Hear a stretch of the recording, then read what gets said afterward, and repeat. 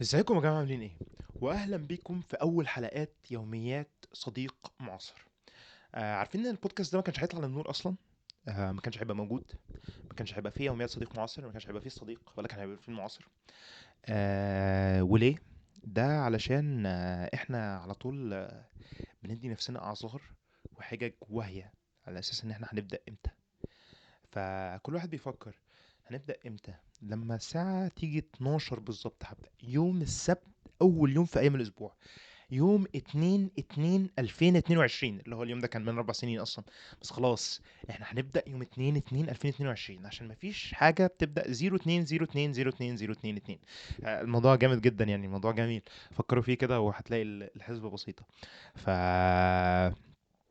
وده للأسف غير منطقي وغير واقعي بالمرة، لأن عمر ما هتبقى كل الظروف ماضية. يعني أنا اشتريت كل حاجة، عندي المايك، تليفون، ستاند، لابتوب بسجل عليه، ونزلت الابس اللي هسجل عليها ومنتج عليها وكل الكلام دوت. بس في الاول وفي الاخر الكلام ده كله ستيل قعد مركون شهور لحد ما افتكرت ان انا ما يلا ما اجرب واخد الفرصه وخلاص. يعني ايه اللي هيحصل؟ ما ياما في ناس بتنزل فيديوهات على اليوتيوب ومحدش بيعلق لها المشانق يعني. وياما في ناس بتهزق برضه، بس يعني مش هنركز على الجانب السلبي دلوقتي، هنركز على الجانب الايجابي بس. فالمهم، ف احنا جينا نتكلم بقى عن الموضوع دوت. هو احنا ليه كل شويه بنأجل الحاجات المهمه والحاجات اللي هتسعدنا والحاجات المفيده اللي في حياتنا؟ يعني سؤال مهم. وانا لما جيت قاعد افكر في اجابه للسؤال دوت وليه الواحد بيعمل كده، ف يعني توصلت لكام حاجه، وده من وجهه نظري التي لا قيمه لها على الاطلاق على رأي الكابتن مدحت شلبي. الموضوع ملوش علاقه لا بدراسات ولا باي حاجه، ده كلام من وجهه نظر شخص لا يتجاوز عمره ربع قرن. وانا ربع قرن دي بدي نفسي حجم كبير، هو 25 سنه بس عادي يعني. ف... فلما جيت فكرت فيها لقيت ان الانسان ممكن يكون بيأجل الحاجات دي عشان هو مثلا عايز، يعني مستني اللحظة المناسبة اللي هيحس فيها بأكبر إحساس وبأكبر قدر من النشوة ها؟ مفيش أي حاجة، مفيش أي حاجة. آه، ف ف غالبا الإنسان بيستنى الوقت دوت، اللي هو أنا الساعة 12 من عيد ميلادي، الساعة 12 بالظبط بعد منتصف الليل هبقى مبسوط وفي اسعد لحظات حياتي. لا يا حبيبي عادي يعني. يعني مش الساعة بعد ما تعدي 12 مش كل حاجة هتتبسط ومشاعرك هتتبدل في ثانية كأنها كده يعني. مش ثانوس هو هيطرقع صوابعه وهتلاقيك نفسك اختفيت وبقيت مثلا في لا لاند. ما غير منطقي بالمرة الكلام ده. ف بحس ان ده جزء من الموضوع، ان الانسان غالبا بيستنى الوقت المناسب. بيحس ان في وقت اللي هو انا هابقى مبسوط قوي، اللي هو لو الحاجه دي حصل، اللي هو انا مش هشغل الفيلم غير لما اجيب 3 طن سناكس واربعه كولا وسبعه تشيتوس هارنر. فلا يا معلم عادي، ما انت ممكن تتبسط من غير الكلام ده كله، ممكن تتبسط من غير ما تكون، يعني ممكن تاكل وانت مبسوط من غير ما تقعد 3 ساعات تدور على فيديو يوتيوب انت مش لاقيه اصلا. مش هتلاقيه يا كابتن، مش هتتبسط وانت بتاكل. ما تاكل عادي يا معلم، في ايه؟ شوكه وسكينه وكل يا معلم، او معلقه حتى، مش لازم تكون تاكل بشوكه وسكينه، بس يعني على حسب انت طبقتك الاجتماعيه وانت جاي منين. فدي حاجه انا بستغربها جدا. يعني الانسان بيتخيل ان في اوقات معينه هيتبسط بالحاجات دي اكتر من الوقت الحالي. فعلشان كده بيفضل مأجلها مأجلها مأجلها، وبيفضل برضو فاكر انه انا لو بدأت دلوقتي ما انا مش هلحق اعمل حاجة، ما انا مش هخلص حاجة. نفس الكلام في المذاكرة.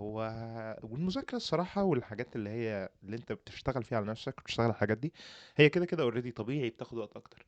آه، عشان تبدأ فيها ليه؟ لان انت مخك مش عايز يتعب، فهو بيقول لك يا عم فاكس، ما احنا نتفرج على النص ساعة دي من بريكنج باد ونبدأ من الساعة لما تضرب الساعة 6 مساء بتوقيت القاهرة، نبدأ على طول. يجي بقى يقعد يسوف لك. طب الساعة 6 دي فاضل نص ساعة على العشاء، طب نصلي العشاء ونبدأ. طب صلينا العشاء، طب انت عايز تصلي العشاء وتقعد على طول؟ لا اقعد شوية كده ريح، فخد لك شوية، انت بذلت مجهود. وتفضل في السايكل دي لحد ما تلاقي يوم بيجر يوم، ساعة بتجر ساعة. المفروض قلت ساعة بتجر ساعة ويوم بيجر يوم الأول، بس يعني مش فارقة كتير، انتوا فاهمين المبدأ يعني. فدي حاجة برضو بحسها، ان الانسان بيقعد يسوف يسوف يسوف يسوف لحد ما في الاخر يلاقي نفسه اجل الموضوع الى ما لا نهاية. ودي أزمة كبيرة بتحصل يعني. تالت حاجة بقى، وده السايكل المهمة بقى في حياة الإنسان، في تاريخ الإنسان، في معاش الإنسان. ثانية واحدة نشوف النوتس احنا كاتبين فيها ايه، عشان برضو ما نبقاش سقطنا حاجة. آه فدي يعني إجابات بسيطة لأن احنا ليه ممكن نكون بنأجل. طبعا في حاجات تانية بس يعني محدش عارف ليه. فتاني حاجة بقى نتكلم فيها الأعذار الواهية اللي الواحد بيديها بنفسه إن هو ليه ما بدأش. اصل انا ما بداتش عشان مش جاهز، اصل انا ما بداتش عشان معيش القلم الفلوماستر الاحمر اللي كان جايبهولي عمي من الصومال سنه 67. ما هو مش هتلاقيه يا معلم، خلاص ده غالبا اتدفن مع بقيه الاثريات اللي محطوطه مع الاسكندر الاكبر، هو هناك دور عليه. فده مش موجود. مثلا انا ما عنديش المعدات اللازمه، ما عنديش الثقه اللازمه، ما عنديش الافكار اللازمه، ما عنديش اي حاجه لازمه. ما انت ذات نفسك كده مالكش لازمه يا معلم. فعادي، عادي جدا ان انت ما يبقاش عندك الافكار، ما يبقاش عندك بلان 6 شهور. ما انت مش بيزنس، فاهم؟ انت مش شركة بلاش نقول مصرية اتصالات عشان انت مثلا مش شركة فيراري عندها بلان للعربيات اللي هتنزلها كمان 6 سنين. ما انت ما عندكش، لا عندك الريسورسز ولا عندك ولا عندك العمالة، ولا عندك الخلايا الجذعية في مخك ان انت تخليك تقدر تخطط لكل ده قدام. فعادي جدا يا معلم، مش لازم تبقى عارف كل حاجة، يعني مش شرط تكون عارف انت هتعمل ايه بكرة اصلا. لو انت عارف انت الخطوة اللي انت المفروض تخطوها الان فخدها اهي. شفت سهلة ازاي؟ بسيطة يعني، الموضوع مش صعب. أه حاجة كمان من الاعذار دي، انه طب الناس هتقول ايه. طبعا موضوع الناس هتقول ايه ده مش حاجة واهية، يعني ده حاجة كلنا بنتعامل معاها وبنعيش عواقبها كل يوم يعني. يعني زي ما احنا شايفين اي حد معاه عدة لمس بيقول رأيه بكل أريحية على أي حاجة. وغالبا للأسف يعني إنه الناس للأسف دلوقتي مبقتش بتشارك رأيها باحترام، لا الناس بقت بتشارك رأيها بكل قلة أدب ونطاعة واستنطاع وكل الألفاظ الخارجة اللي ممكن نقولها في الدنيا. طب ليه يا معلم؟ ما انت ممكن تبقى يا عم انا زي الزفت، انا وحش، مش لازم تشتمني وتشتم امي وابويا. انا عملت ايه لكل ده؟ فالموضوع غريب الصراحة يعني، والناس بتقول كومنتات غريبة برضه يعني الناس بتقول ما بتديش حاجة، لا هي بتحاول تحقق الكوميديا على قفاك. ف وللأسف بيبقى دمهم تقيل، بس يعني لازم تحاول تتجاوب مع الكوميديا دي. كوميديا هزيلة للأسف وصاحبها أهزل منها عامة يعني. أنا آسف لصاحبها، بس ما تقولش صاحبها. نيجي بقى للسؤال التالت والأهم. أنا إيه اللي خلاني أبدأ النهاردة؟ من أنا زي ما قلت لكم ده ما كانش هشوف النور أصلا. اللي خلاني ابدا النهارده كنوع من انواع البدايه. هي فكره ان انا قلت خلاص بقى، انا مش هقعد، انا مش هستنى، انا الوقت بيجري مني ولازم ابدا ولازم الحق ولازم اوصل. وكلام كتير كده، شعارات ملهاش اي لازمه في الحياه غالبا، وغالبا هتقاعس بعد تاني يوم، بس انا مش هتقاعس. لن ولن ايأس، لم ولن ايأس، مش لن ولن. انا اللغه العربيه بدأ راحت فين بجد سحقا. فالمهم فده اللي خلاني ابدا النهارده، ان انا كنت قاعد حرفيا بتفرج على ماتش الاهلي والجيش الملكي لسه من 10 دقايق. آه وقررت في لحظة وانا بتفرج على الماتش ما اسجل، يعني خلاص هو الموضوع كده كده مش هياخد ربع ساعة في الريكوردنج. وبعد كده نedit بقى وقت ما نedit، يعني ان شاء الله باذن الله الموضوع ما ياخدش وقت كمان يعني. لان انا مش دافنشي يعني، مش هطلع فيلم كريستوفر نولان يعني، مش هطلع وثائقيات. هو انا هقطع وقص ولزق وخلاص يعني، في الموضوع مش صعب. فلما جيت حسبتها لقيت ان انا مأجل حاجة لان انا دماغي مصغر لي ان هي صعبة. بس الموضوع مش صعب يعني، هي الدنيا سهلة جدا في الاخر. مش عارف انا ليه ببص في الارض وانا بتنيل اتكلم. انا اسف يعني، ان شاء الله ان شاء الله باذن الله مع ده بروجرس ورك ان بروجرس، هنتعلم ونكبر سوا. ف... فده السبب يعني. فانا وصلت لمرحله ان هو طب ما يلا يعني، انا خسران ايه؟ انا مش خسران حاجه، وجبت كل حاجه واشتريت ودفعت الفلوس كده كده فكعيت يعني. فخلاص مش مشكله. فيا ريت لو اي حد حابب يعوضني عن هذا، فاحنا فاتحين حسابات للتبرعات، نلم دعم، ادعموا الكرييترز الصغيرين عشان لما يكبروا يفتكروكم. انا برضو بقول لكم يعني ان احنا نستحق الدعم، مش عارف على ايه بس نستحق الدعم، ادعم. فبس فده السبب يعني اللي خلاني ابدا النهارده، سبب غير منطقي، سبب ليس له اي نوع من انواع الباك جراوند ولا الخلفيه ولا اي حاجه، هو بس في لحظة حماس واستثارة زائدة وانا قاعد بتفرج على ماتش الاهلي وهم بيضيعوا 3 اجوان محققين، وقررت ان انا يعني سحقا للمباراة فلنذهب ونصنع المجد زي ما بيقولوا كده. اخر حاجة بقى، نيجي لاخر حاجة، الحاجة المهمة. ايه اللي انا اتعلمته من التجربة دي؟ ما اقدرش اقول ان انا اتعلمت حاجة كبيرة قوي. يعني مفيش درس مستفاد.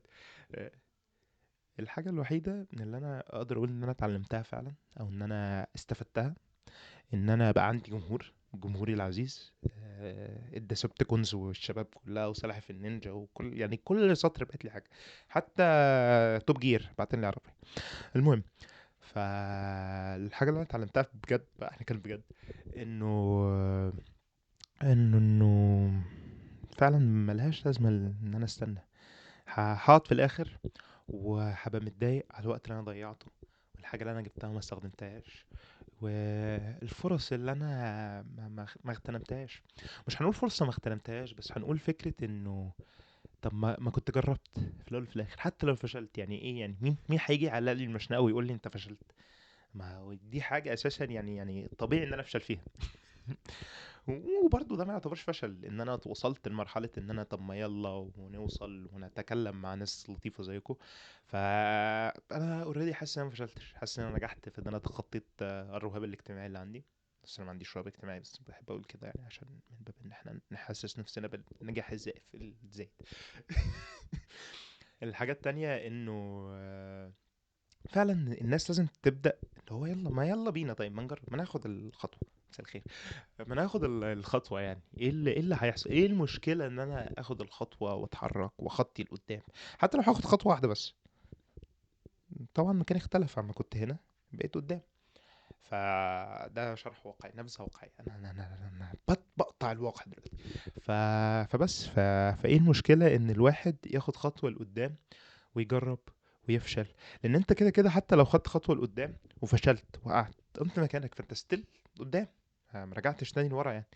الا لو حد سرق منك معداتك او حاجه، فدي حاجه انت رجعت خطوه لورا، هتضطر تصرف فلوسك يعني. بس اوريدي عندك الخبره فما رجعتش لورا. شفت بقى انت ازاي ما رجعتش لورا؟ فبس نصيحه، او مش نصيحه بس يعني كل واحد يفكر فيها، انه بدل ما انت قاعد عمال تتفرج وتسكرول وتقلب وتقول ياه ما انا دمي اخف من اللي بيتكلم هناك ده، ما جربش ليه؟ جرب يا معلم عادي، ممكن يطلع دمك اخف، ممكن يطلع لا، بس يعني ساعتها هتبقى عرفت على الاقل يعني. يعني حتى لو ثقتك في نفسك قلت، بس هتبقى عرفت، فمعرفتك بنفسك هتزيد. بما ان الستورج بتاعت الموبايل فصلت عليا، فانا احب اقول لكم سلام. واللي حصل ده ان شاء الله مش هيتكرر تاني. واتمنى ان كل واحد فيكم يكون استفاد حاجه من المنظور الشخصي ليا وبس. واتمنى يعني ان في الاخر كلنا نحاول نساعد بعض. ولو اي حد عايز يتكلم عن تجاربه في الكومنتس يتفضل يحكي. احنا كلنا مع بعضينا جايين نحكي ونفضفض سوا ونحاول نواجه العشوائية بعشوائية اكبر منها. وبس في الاخر ما تنسوش الكومنت والشير واللايك والسبسكرايب والذي منه. واراكم ان شاء الله في حلقة جديدة قريبا، يعني ان شاء الله، ان شاء الله باذن الله قريب، قريب جدا جدا. باي. بعيد قوي، بعيد قوي. احنا فين؟ احنا فين هنا؟